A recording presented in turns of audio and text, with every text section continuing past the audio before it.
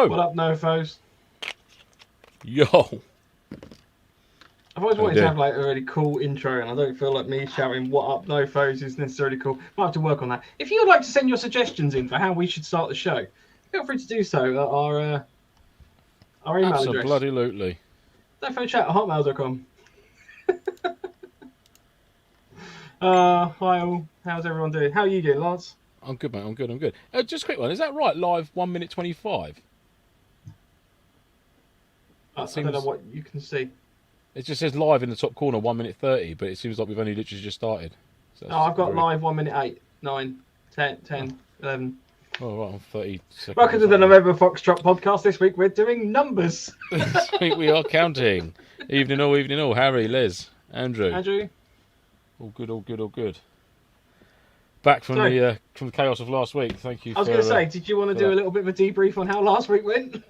Oh yeah. So yeah, I do apologise. About 15-20 minutes before we was due to go on, was my boy decided to get to receive a football directly to the stomach at a serious rate of knots, which then knocked the wind out of him. He's got up, tried to run towards my wife, and whilst he was running, decides to pass out and literally goes limp like a fish.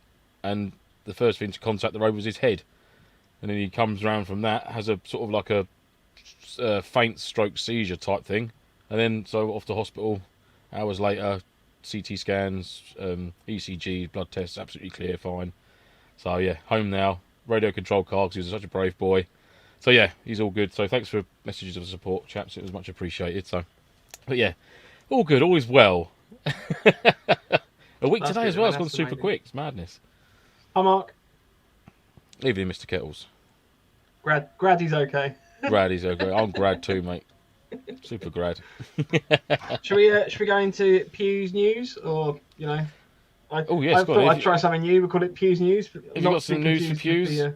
Not to be confused with the Christianity podcasts that are out there. So. Yeah. Nice. Yeah, go ahead, Mike. Pew's News. Well, I've got some purchases. So I've bought, and this is not really Airsoft related, but I bought a launch key fob. Because I got a new car. Yes, so the weapon. I thought I need a new key fob. Airsoft related. I did briefly try and cover this last week. I bought a little key mod. What they're called? I've completely forgotten the name of it. QD sling mount, basically. So it'll just go on the side of my rifle. Literally thought that's for like a pencil to go in or a pen or something. No, yeah. So it's key mod, so it'll connect onto the DMR, and then that should be cool. Lovely. And what I've also bought is and I'm going to turn the lights off for this because otherwise you won't be able to see them. Oh. 2 secs. I've also bought these you still can't see anyway. They're the everlasting. Yeah. Oh, you can't really make them out. What did you get them in? Violet or yellow or black? Apparently. Yeah, non-glow in the dark, tactical black. I got one in yellow, blue, and evening fresh meat. Very nice too. So little kit marker type things just to help identify stuff. Obviously, it's getting darker, so that should hopefully mean that I can see stuff in the dark. That's the plan. It is pitch dark. I mean, it was pitch black here about 7:30, but just over half an hour ago. It was like I looked out and I was like, cool, it is changing. Seasons are changing. Yep. Don't wait for winter. Winter is coming. Oh, right. So you obviously had an event recently. Yes, you know what? I did, yes. So we had an event by the territory, the Siege at Zulu Bravo Quebec. Don't quote me on that. I might well be wrong. And I'm not wrong. No. So screw all you. Thought I was going to be wrong. The Siege at Zero Bravo Quebec, and that was it was hosted at a gunman's site up at Eversley, and I believe I'm gonna have to reference this. I can't remember if it's the site Bravo or the site Alpha. There's 2 sites up there. Whatever one's got like the full Viking town and stuff like that. So yeah, obviously booked onto the event through filmsim.co.uk, and I must admit it was first time playing a civvy role. Rocked up to the event, nice briefing, great bunch of lads. Sort of was hoping to get there on a Friday, but unfortunately I couldn't get there on a Friday just to get set up and then sort of start the game Saturday morning first thing. So it started up early Saturday, hit the ground running. A bit weird getting into a civvy role, I must admit, because normally when you're playing NATO, it's sort of like regimented. You know, you're doing this, that, blah blah blah blah. It's like, right, okay, cool. But being a civvy, you know, we was a bit more subdued, a bit more sort of chilled. We had our role, and we had some things and taskings that we had to carry out.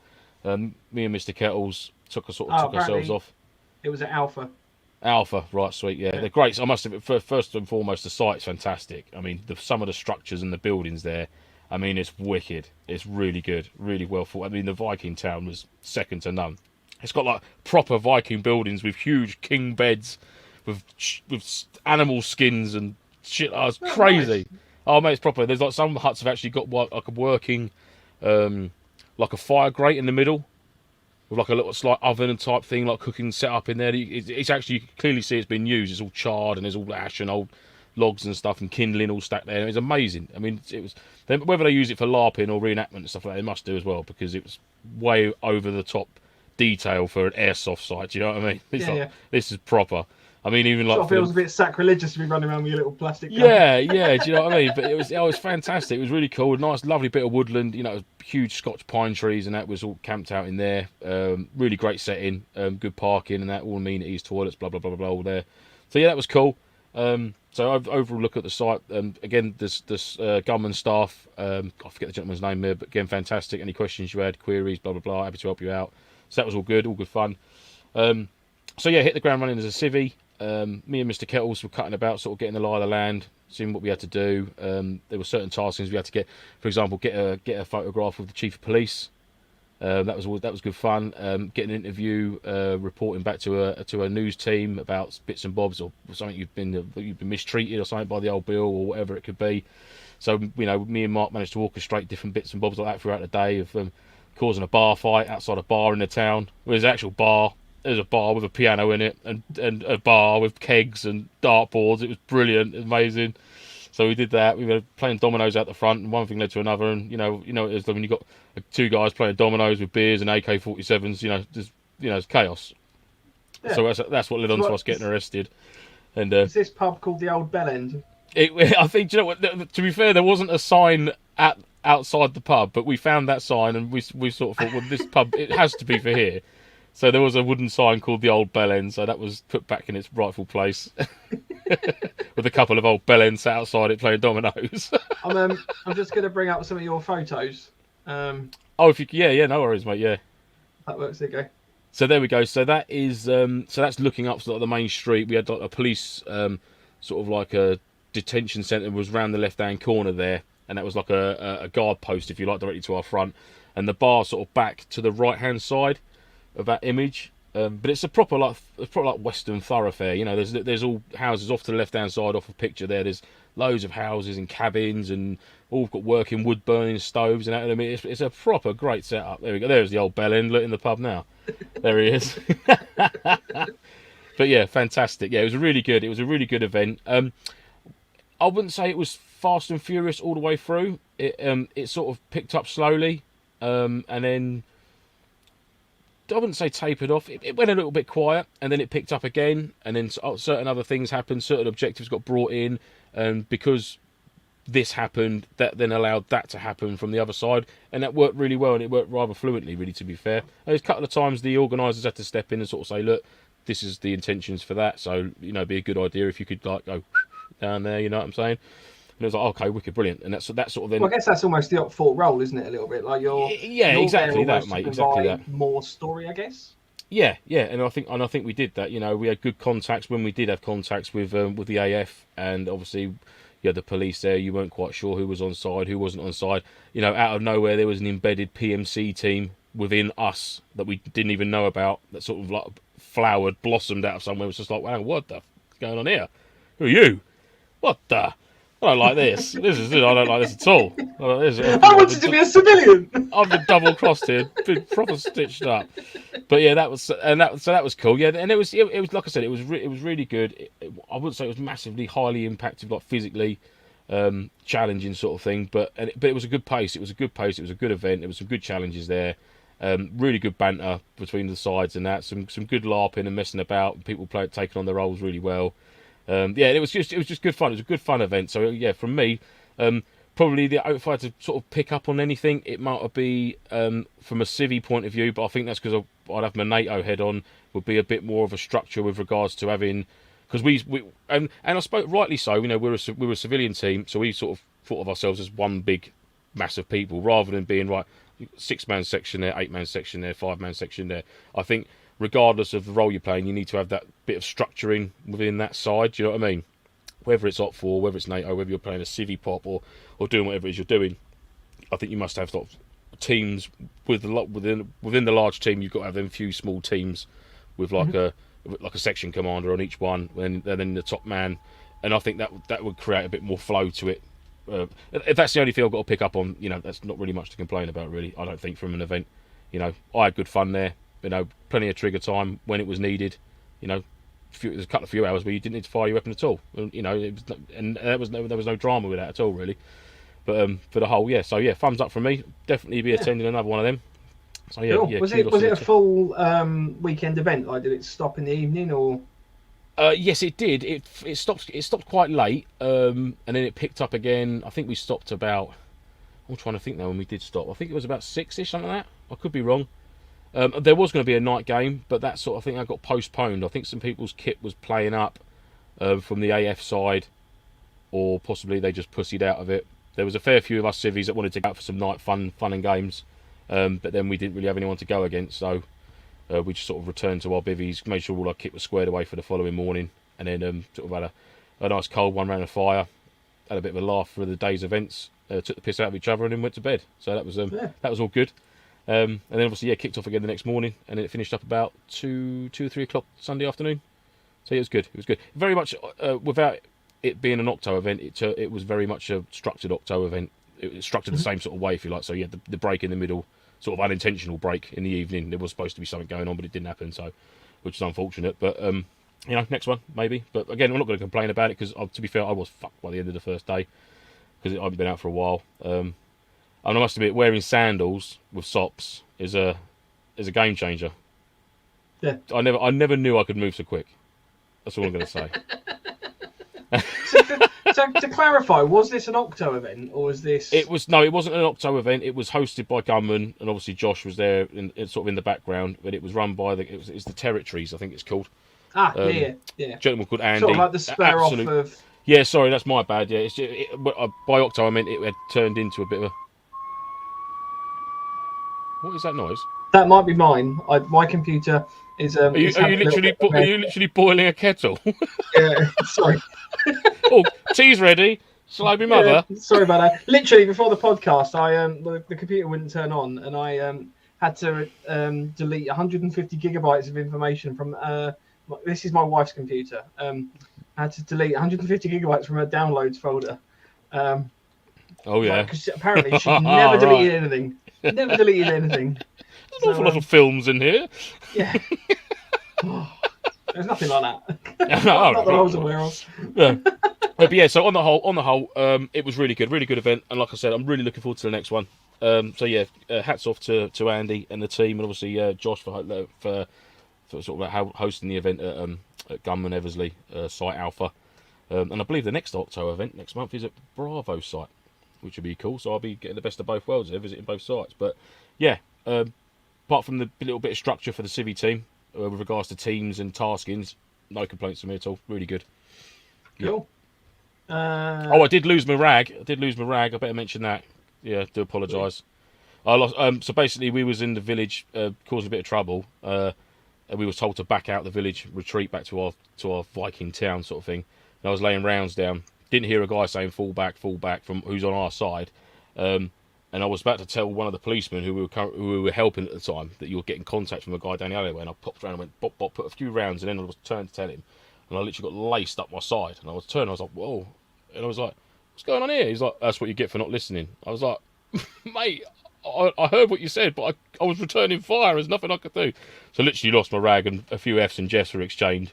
And then, 20 minutes later, hugs, kisses, cuddles. Both had big beards. Lovely jubbly. All good fun. So yeah, that was my little faux pas for the weekend. I was like, smack wrist for me. Should have done that, but there you go. hadn't been out for a while. I was all excited. I was like, "Oh, what the fuck is this? I'm on your side, you."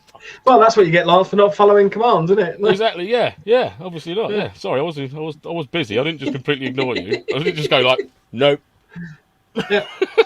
It's a new team structure that Lance, or the new punishment structure that Lance is bringing into the That's it. punishers team. Just get full auto in the ribs. You don't follow my Listen to commands, me. you just get shot. But yeah, like I said, other than that, fantastic, really good event. Wraith has joined the chat. He said, "Hi Lance, by the way, it's Wayne here." Ah, evening, sir. So, I'm assuming you know Wayne. It must be from the event, yeah. Apparently the site is where they do most of the Octo 8 events.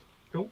I must admit, it's the one that I've seen the most photos from the Octo events, and it's when we did the one in Tuddenham.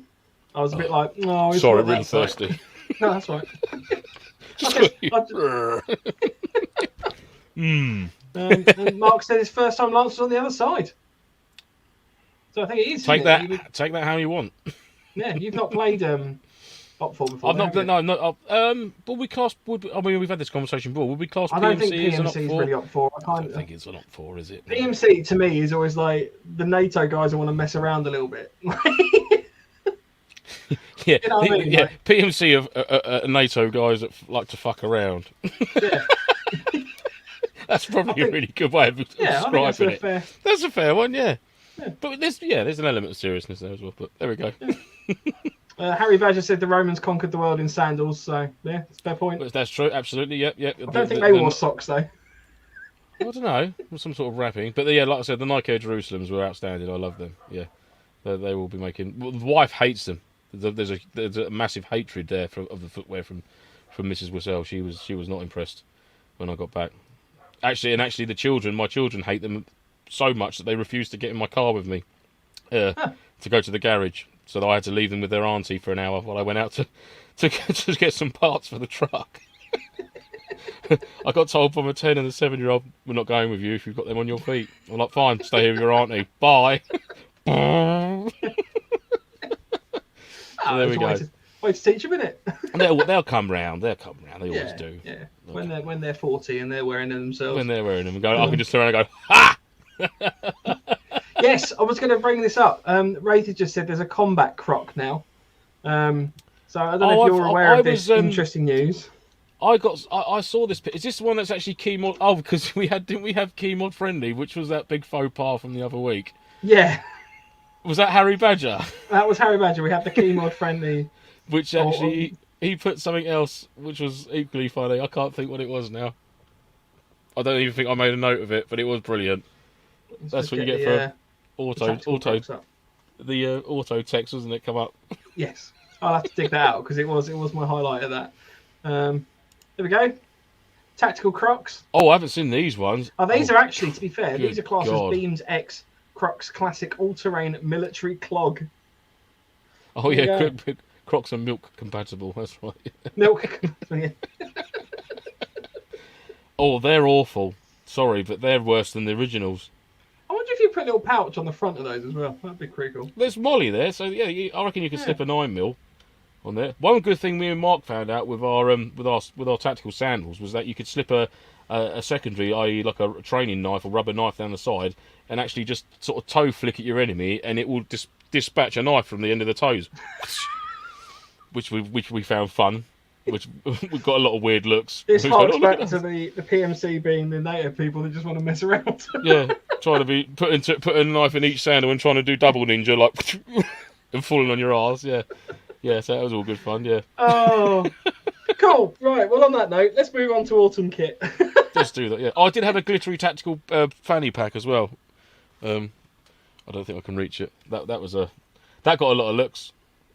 Yeah, a lot of love. There was a lot of love for mine and Mark's efforts that we went to. It was good fun. It was good fun. Well, I've had a number of people start sending me pictures where they're taking with Lance at events. So if you'd like to do so, then please send them to our Facebook page or our email. I'm back. They are always very well received. And I'm thinking that next year, so the year of 2022, we might do a best photo with Lance competition. Of which I will put up a personal prize. And yeah, as well, which is dinner with Mike. that'd be weird. Yeah. Oh, Rage, yeah, here it Rage. is. Hi, Rage. Oh, there we go. Look. Wow. That is a look. Now that is a look. Yeah. Look at that, and it's two-tone as well. So I can, depending on the environment I'm in, go into ground. If I I need think to that's hide like in, 9-tone, isn't it? Let's be honest. if I need to hide in a woodland of silver, I just Yeah. stroke the fanny pack and it goes silver, and then Yeah. obviously that's set up for currently set up for jungle, hence all the colours.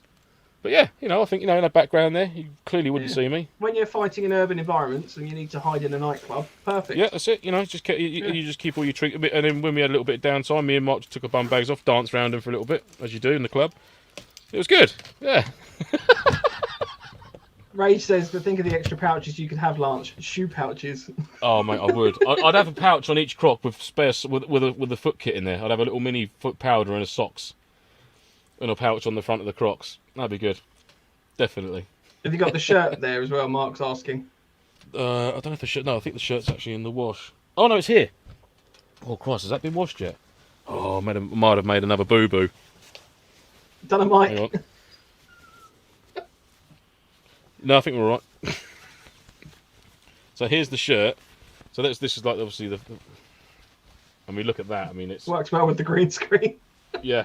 But you get the idea. Yeah. This was more for Nice. like sunset loadouts, early evening on a hill. There you go. It all works, It all works. But yeah, good fun. Great event. Like I said, great event. Yeah, nice. Look forward to So, it. autumn kit. Let's get diving into autumn kit. So, let's start off with sleep systems. So, I mean, one question I'm just going to follow up on from your event. You said you were staying in Bashers. Or you... Well, I say back. I use that as a throwaway term of like your camp. Me and Mark we used our Dutch Army tents, so the canvas tents for the week. So ground sleeping.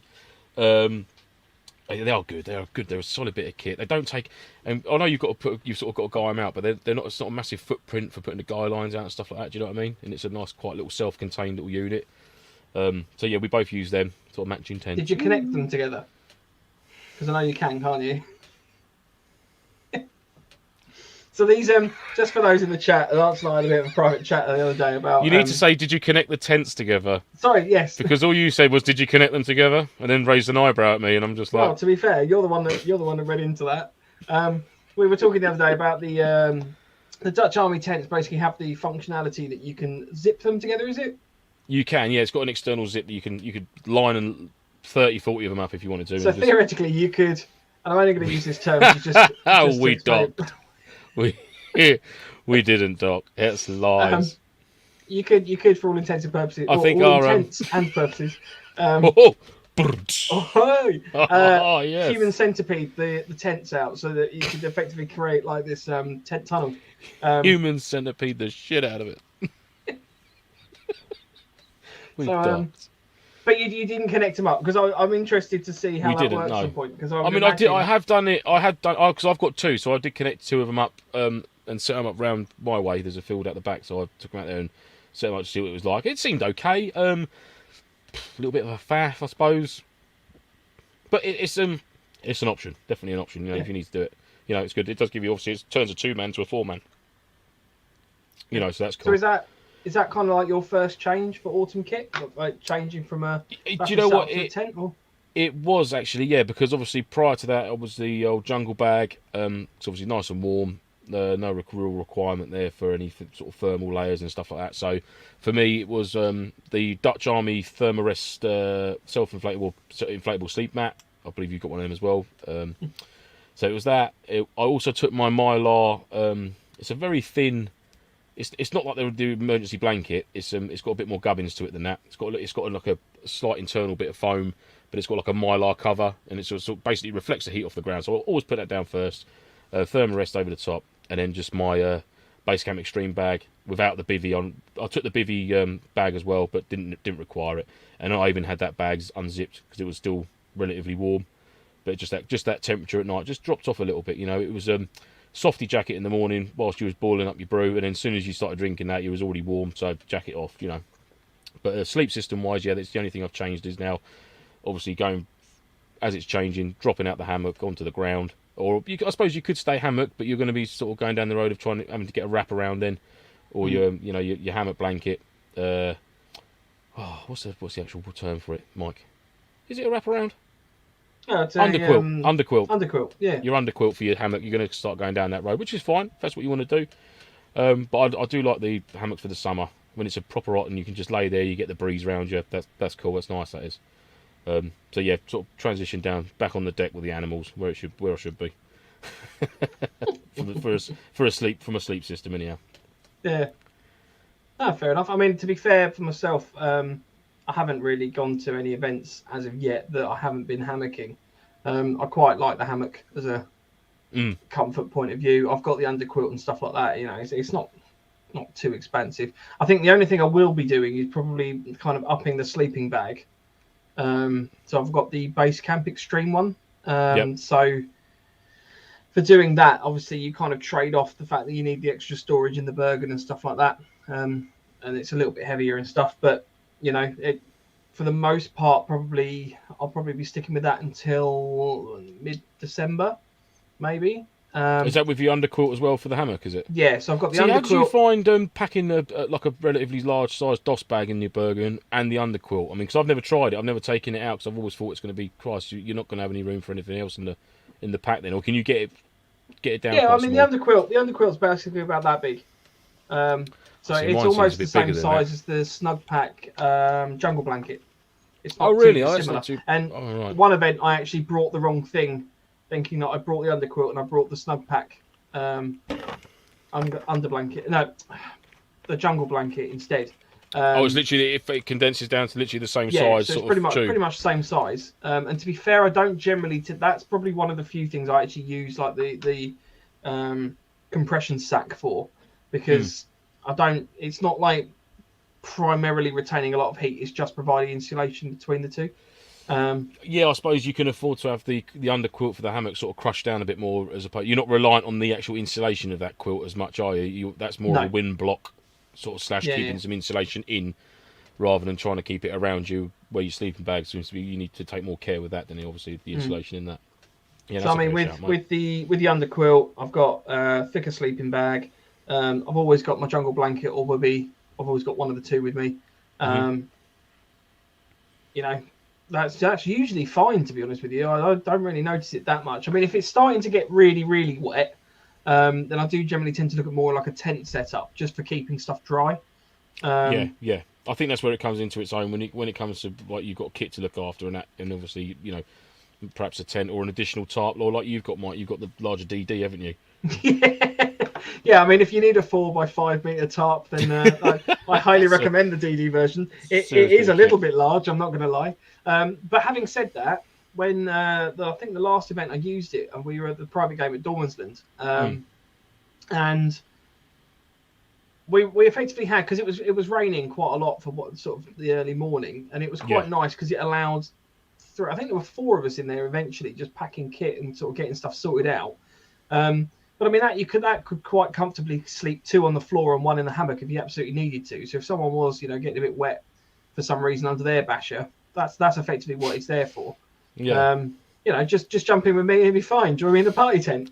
You're wet in your basher, come in and get under my one, you'll get even wetter. Yeah.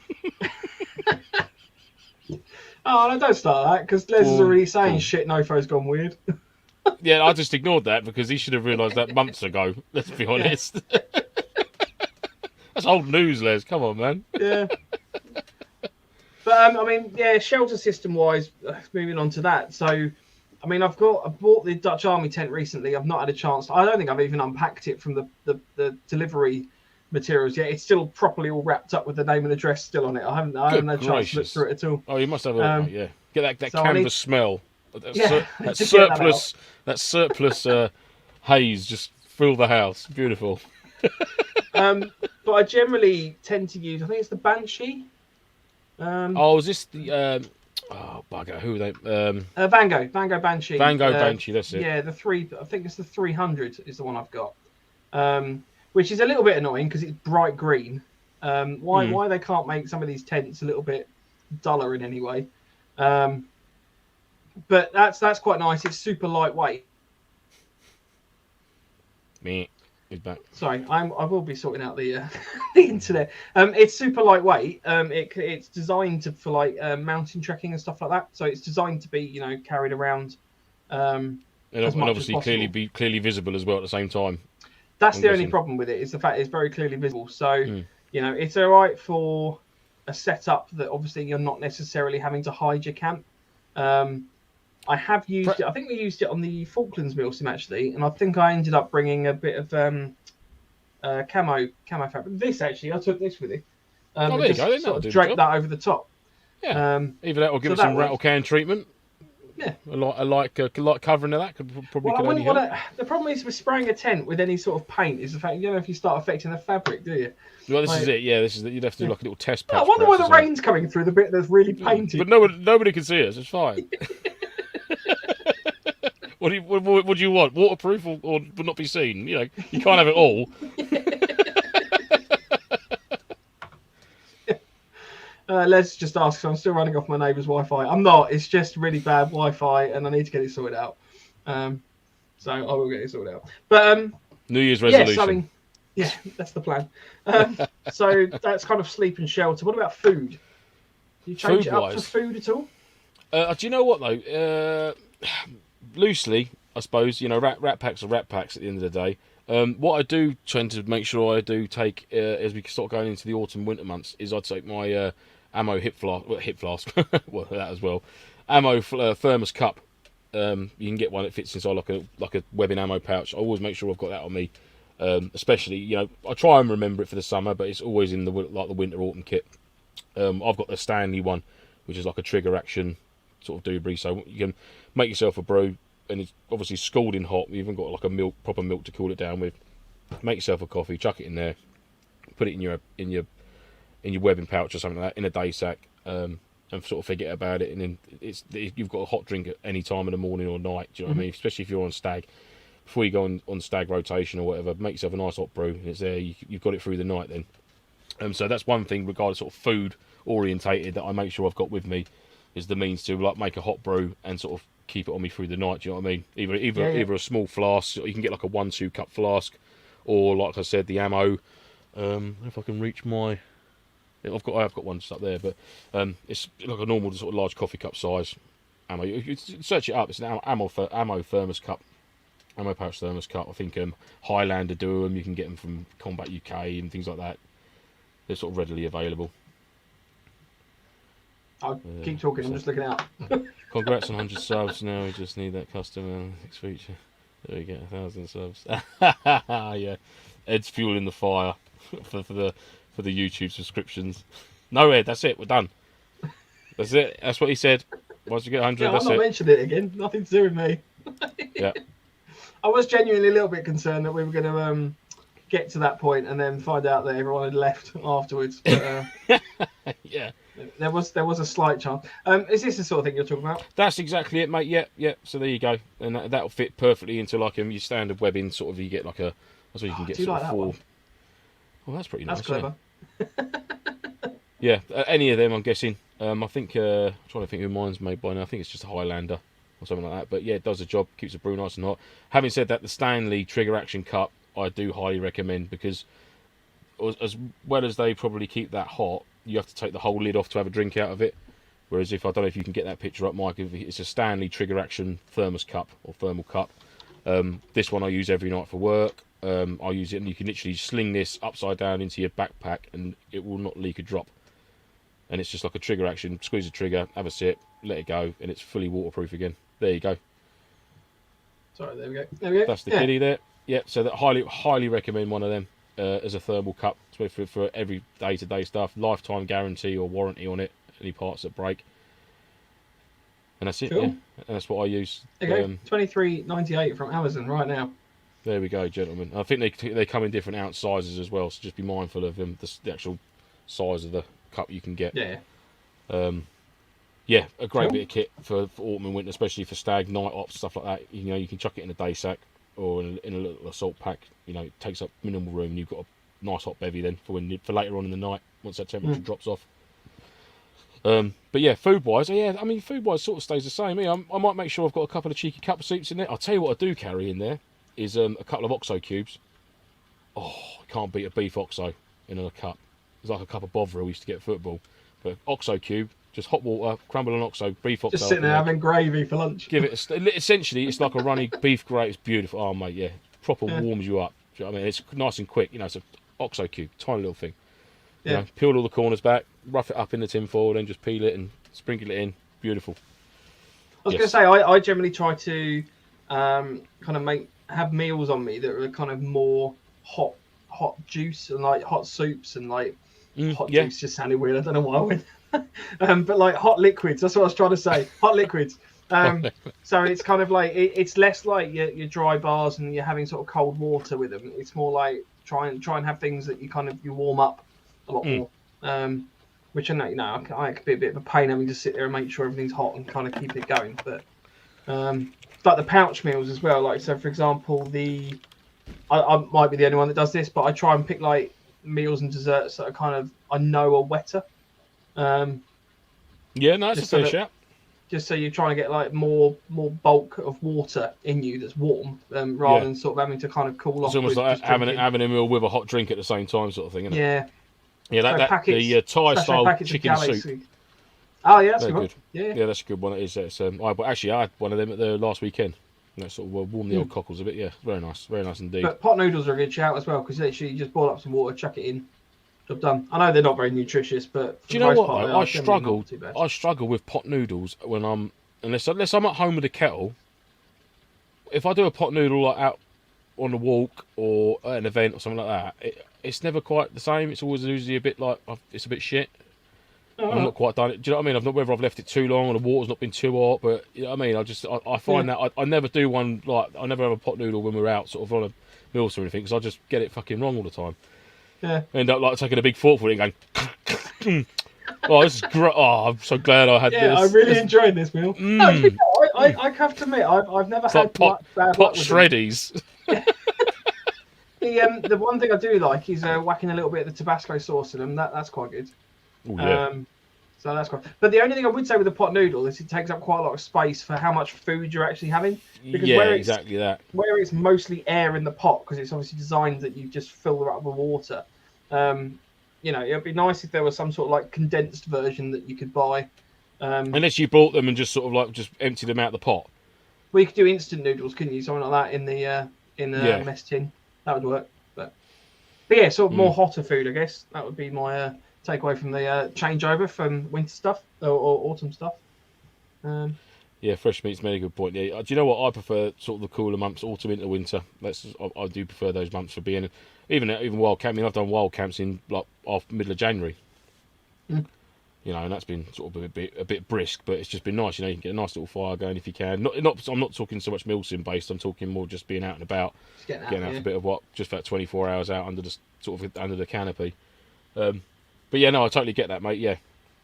I find it makes getting up in the morning harder.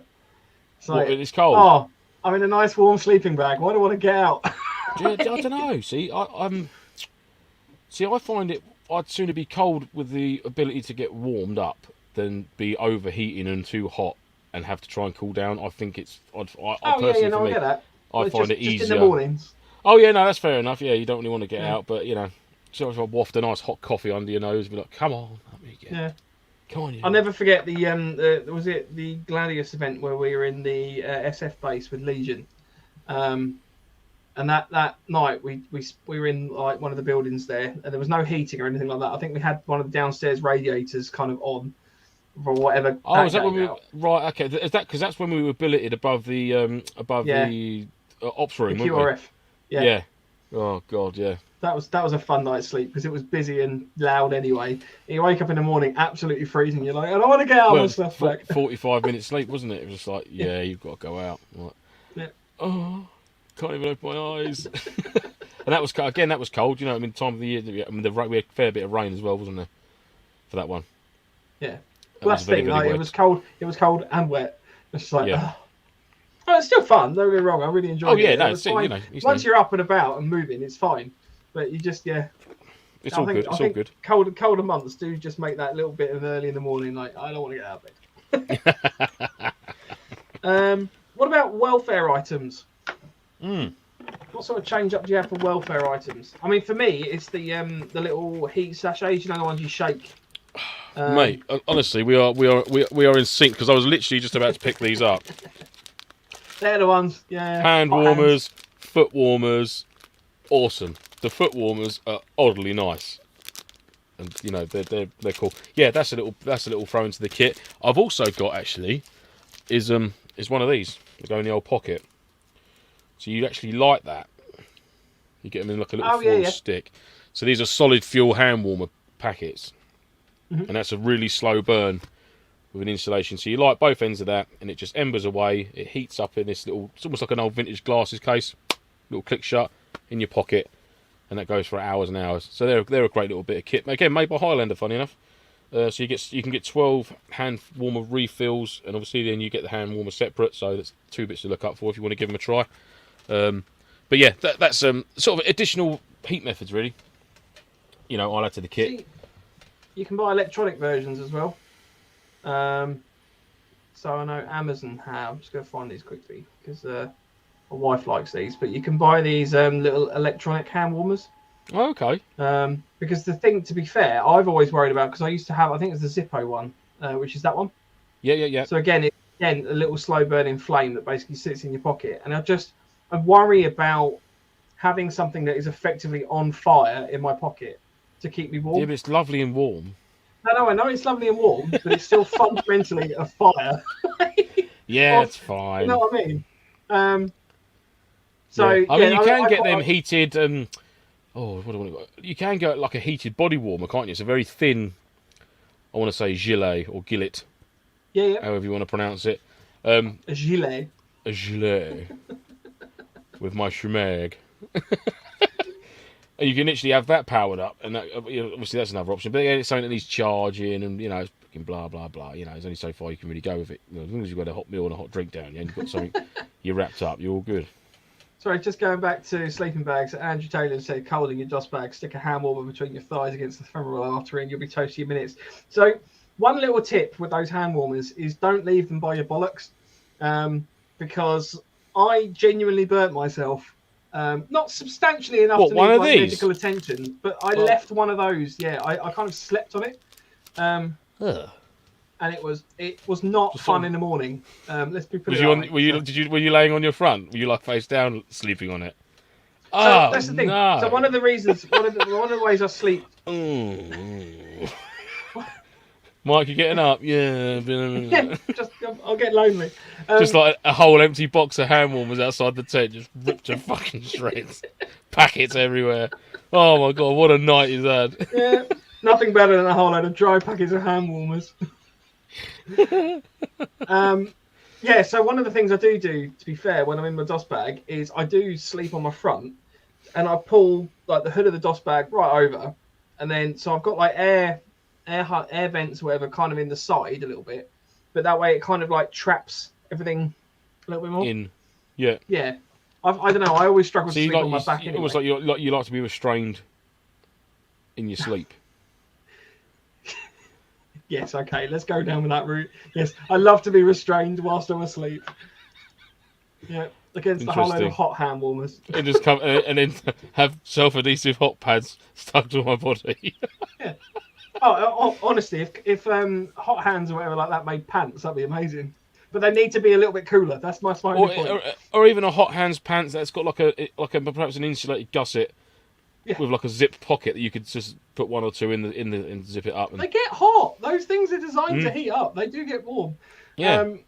James says. But then they are designed to go on your hands and your feet, not essentially on your undercarriage or your twig and tickleberries. I challenge you to find that and the small print on the back. Do not stick to Smelly Bridge. Yeah.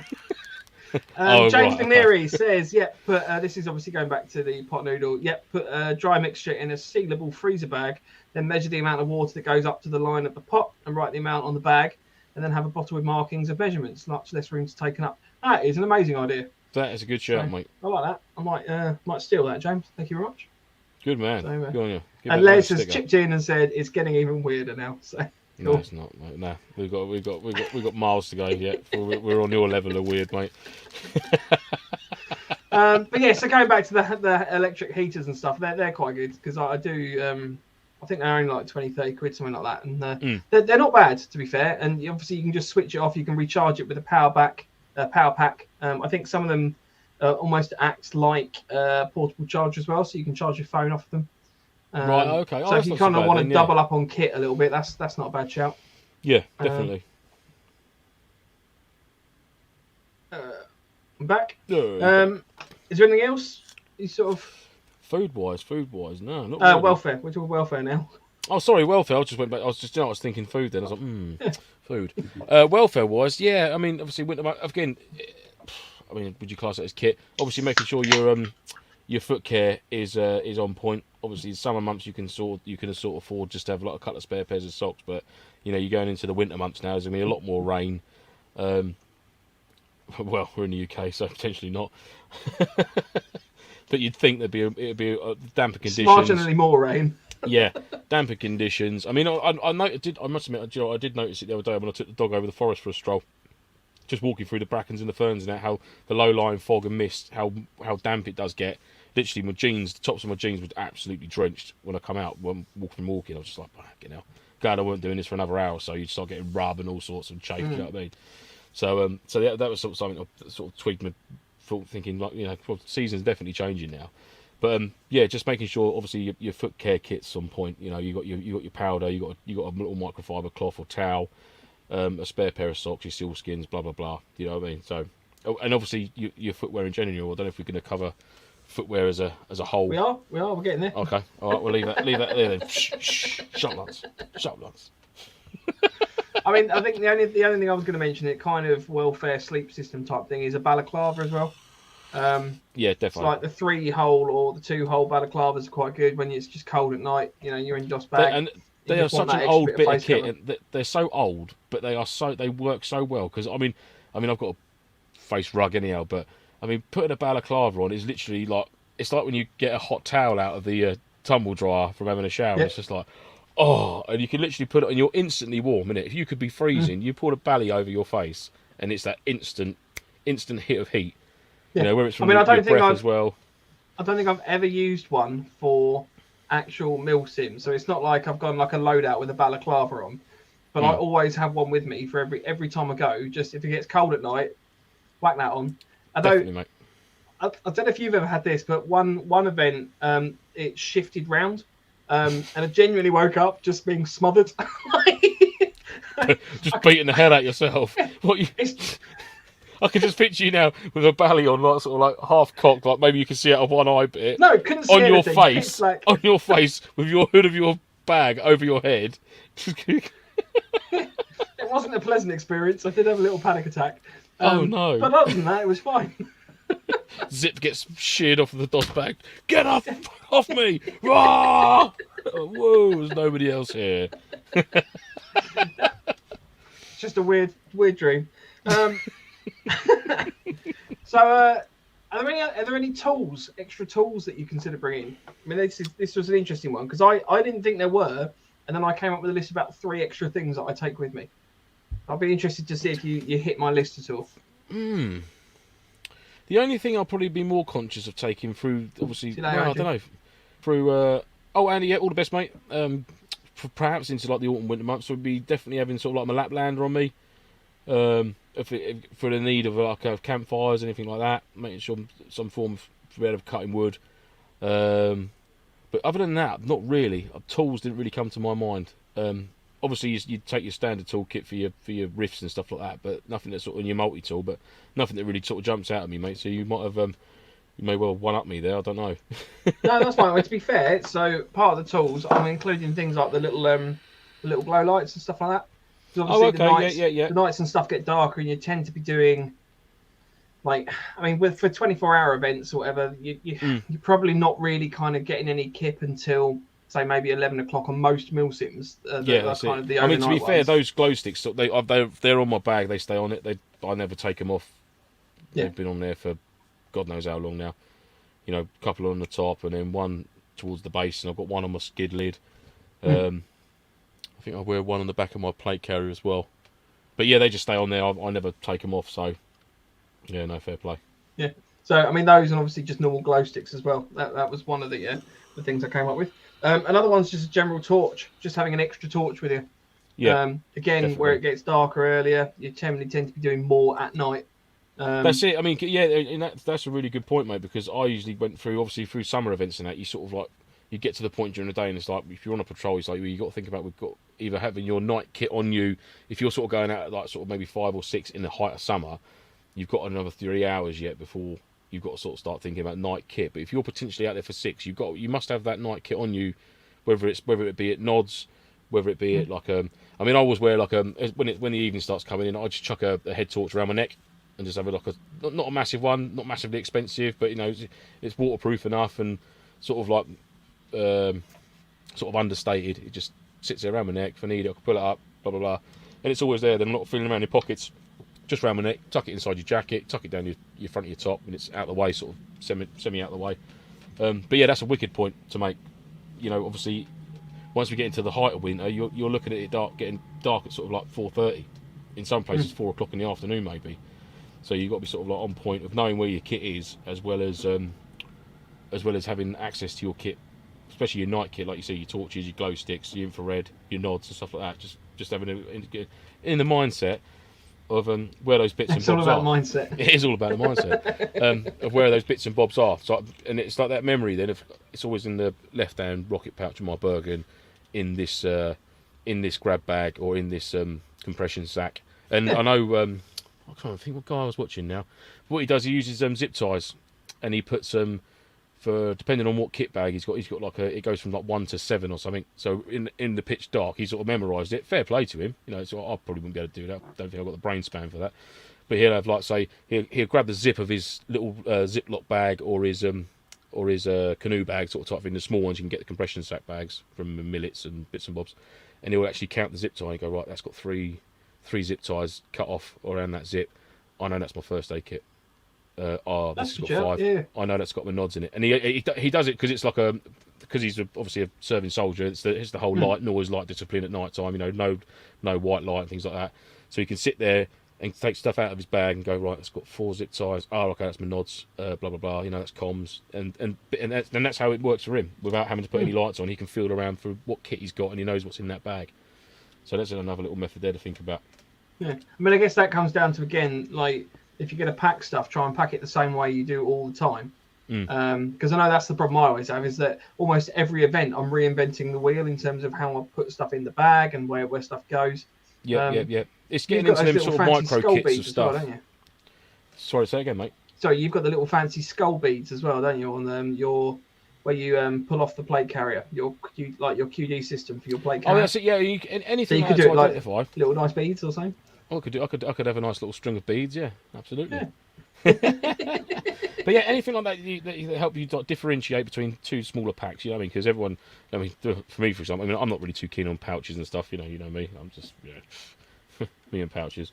But it's sort of micromanaging your own kit. So you've got the Bergen as a whole. Within that, you're gonna have little smaller kits. You're gonna have your IFAK. You're gonna have your toolkit. Blah blah blah blah blah.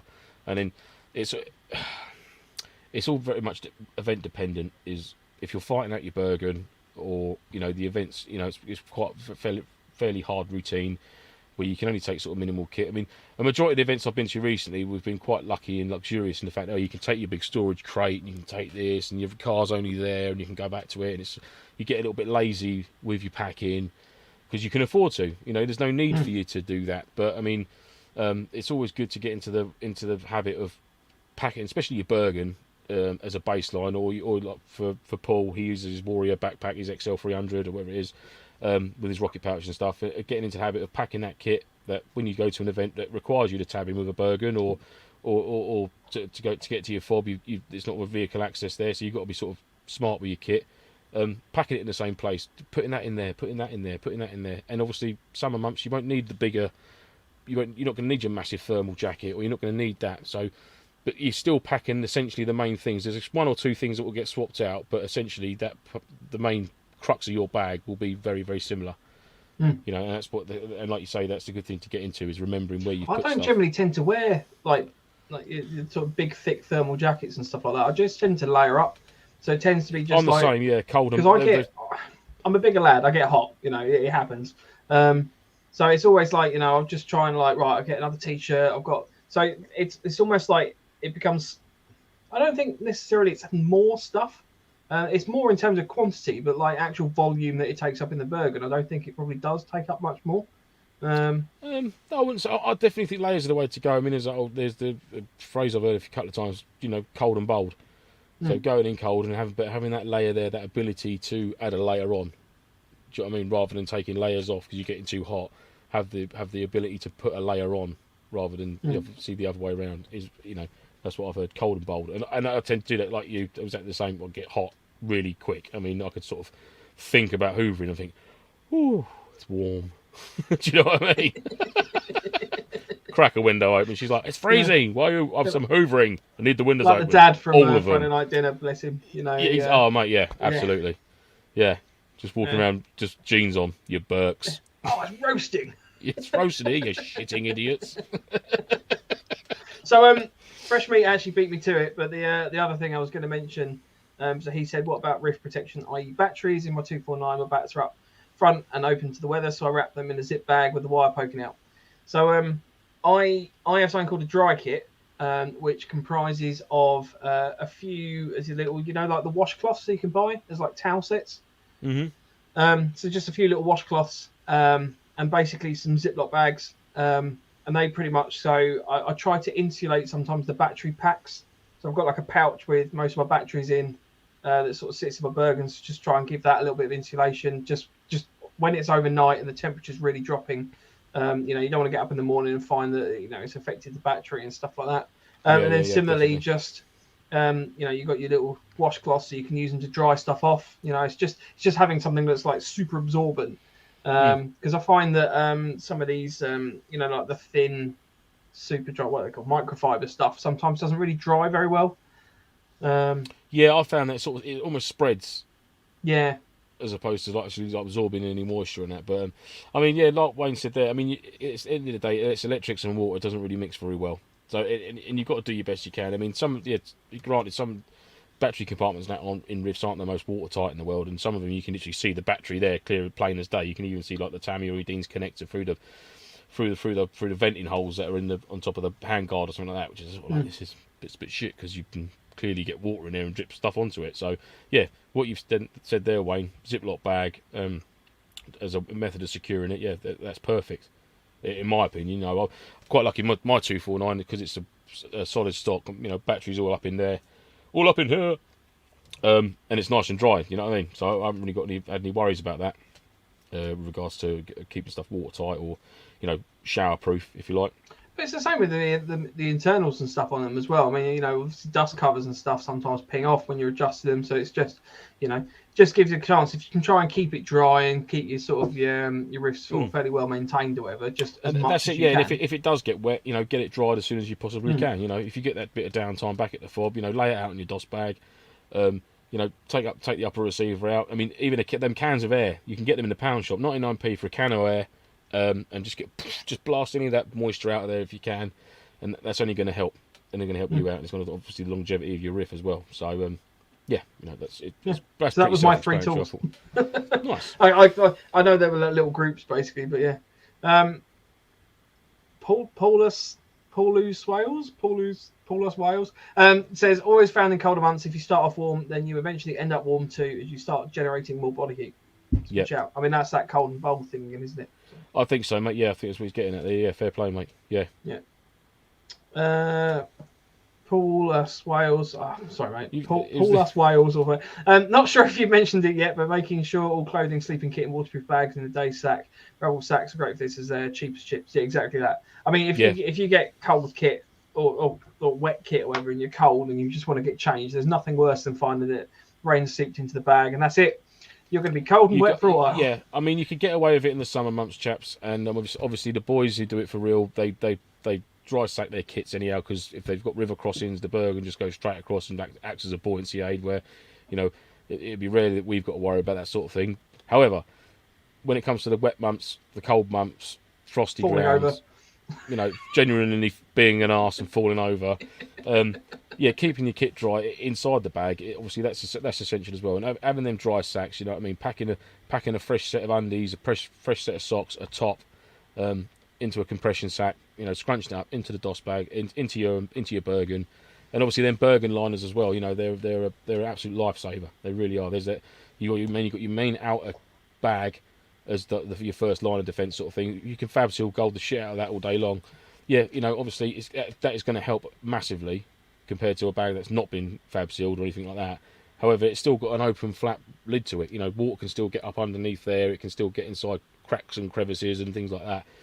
So having that canoe liner, that compression bag, you know, or Bergen liner inside that, and then obviously if you can go all out then and have your smaller kits inside smaller packs in there, you're absolutely laughing. You could jet wash that Bergen, and you know full well that your kit within that is going to be nice and dry.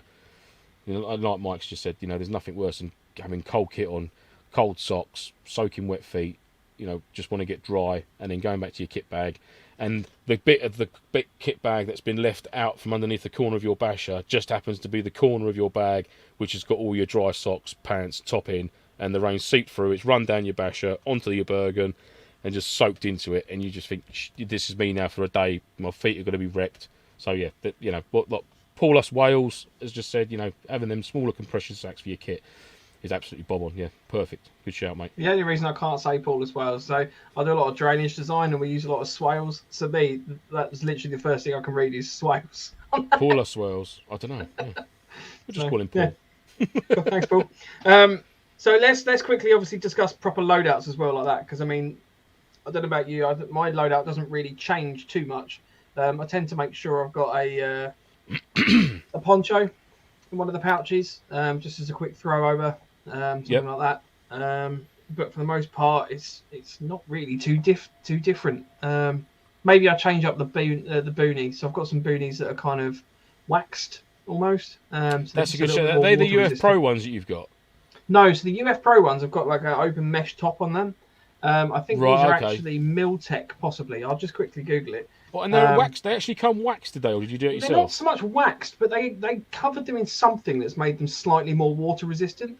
In that I have noticed when I've worn them and it's raining, they do just last that little bit longer without getting sort of. Does it still soaked. breathe though, or do you find you get a sweat? No. Get more of a sweaty head. I get sweaty anyway, so I don't think I've got a fair comparison there. But like, I mean, it's not like I've got clouds forming under the hat, basically. But no. I mean, because it's a boonie, there's not really a lot there anyway. I mean, the boonie sits sort of relatively high on the head. Yeah. So, yeah, I mean, I've found it's good. You know, if it's raining, you can just sort of dive under it quick. I will just find the link. Find one quick. But I don't know about you, Lance. Did you? I mean, do you know what? For a loadout for me, I do, to be honest with you, mate. And I tend not to use my plate carrier as much in the winter. I tend to rely on my webbing set more, and that's more because I like to wear a smock. Maybe have like sort of maybe a combat shirt as my base layer, and be able to tuck my schmuck on, or another lighter weight jacket with a set of webbing on.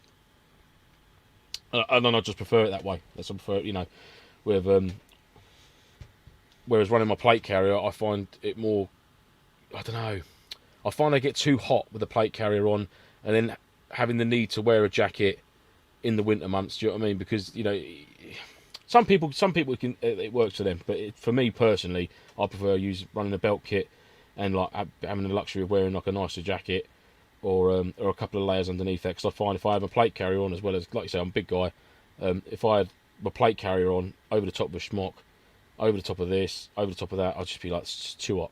And it wouldn't be. It would take. I wouldn't be enjoying it because I'd be all flapping and, oh god, this is horrible. You know what I mean? Whereas, you know, belt kit. You know, as soon as you get back, it's like, click, off. That's it. Great, yeah. Brilliant. You know, if you're on stag back at the fob, you've got a couple of mags in your pocket. You've got your main on your happy days. You know, you've got your thermos in your front pocket. Happy days, just cutting about, just with the jacket on. No need to be walking around with all the massive plate carrier or anything like that. You know, and you're still nice and warm, and you're still sort of like. able to perform, if you like, with your essentials on you. That's almost the problem. That's the problem with waterproof gear. You know, you're running around in it. You are getting hot underneath it. You almost end up as wet underneath it as you are on top of it. So It's weighing up that balance of how much rain's going to get on you compared to how much sweat you're producing inside. yeah. and there's going to be a point where they're just going to meet. I found this hat, by the way. This is the TSAR US GI tri-laminate boonie hat. So it comes in olive, black. So I'm guessing woodland. the tri-laminate is the coating that's been put on it. Yeah, so it says waterproof and highly breathable, durable 3-layer laminate construction. But yeah, I've had one of these, and to be honest, I bought it not realizing that it had this waterproof Is that a capability. Flecton? That is a Flecton one. Yeah, well, I think it's loosely Flecton. Yeah, nice. But yeah, black, woodland, OD, and Flecton. What does that say? Yeah, Flecton. Yeah, so I bought that. You know, it wasn't. It was just like I just That's wanted a reasonable an OD. price as well, isn't it? $12.95. Yeah, I just wanted an OD boonie. I bought that one. It worked out that it was keeping my head a lot drier than my other boonies. So that's my nice. that's my go-to wet weather boonie. So yeah, play, I'd mate. recommend those. I'll put a link to that in the chat for people so they can find it. But Yeah, nice. That's pretty much the only thing I really change up, to be honest with you. Well, one other thing I changed up with my loadout as well is my boots. So in the sort of spring, summertime, I run me Aku Pilgrim, me MOD GTXs, and then sort of come come autumn, winter, I change them out to me Altberg Defenders purely. They're just as comfortable. They're slightly heavier boot, I find, but they are just as comfortable. But they've got a slightly higher top to them, and I find them a little bit more supportive in the winter. You're cutting through, you know, undergrowth, things like that. You know, it's more slippery. You know, more prone. I'm guessing more prone to ankle breaks, I'm going to say. But I just find them more supportive for the winter months. They've got a bit more of a chunkier tread on them, again for more stability, things like that. And I find them, if I'm honest, I find them easier to wash because they're a solid outer leather boot, whereas the Aku Pilgrims are more of a Kevlar-y sort of material outer, if you like. So, I mean, don't get me wrong, I'll give them a good covering in clear dubbing. You know, me Aku Pilgrims, they get a good smothering in dubbing. I'll just let it dry and soak in, much like the mid defenders as well. But just find them easier to get back home, jet wash them off, get all the mud out from in the soles and all round it, dry them out thoroughly, and give them another coat of dubbing, and then they're good to go again. You know, so that's the only thing I would change out is my footwear for the spring, summer, and obviously my defenders. I use them through the autumn, winter months, which is all good. Cool. Yes, I mean that's pretty much it. I don't know if anyone else has got anything in the chat that they want to kind of throw in as stuff that they use. While we're waiting for any questions or anything that comes in, next week we're going to be doing weapon accessories and sort of bits and pieces that you attach to your rifles, something a bit different. Week after that, we're going to be doing a general Q&A because it's actually our year birthday. So it's going to be our special birthday episode, and there might be one or two giveaways. So if anyone's interested in joining us for that one, try and get on it live, and you might win yourself some stuff. But yeah, can we do that one on the Friday so I can have a beer? Because it's my birthday. We'll have to check that actually. What date is that? Because I might have to check that. Well, to be fair, our birthday is I think the 1st of October, so that would actually be our birthday, the Friday. I wonder if we could do that and mix it up a little bit, go a bit crazy. Yeah, we'll do that. So, okay, so the way we next week will be Wednesday at 8 p.m. The week after that will be Friday at 8 p.m. And we'll be doing our bring beers. Year-old episode. Yay! Yay! Private weekend. So we have now organised that, and invites will be sent out probably in next week. Yes, next week. Les, hold your horses, sunshine. Any cake going? There might be some cake. You never know. There will be cake. Yeah. Whether you get any of it, Harry, is a different story. I might even bring a party popper. Oh, go you! Look at you! Look at you, devil! So, in the meantime, thanks everyone for joining us.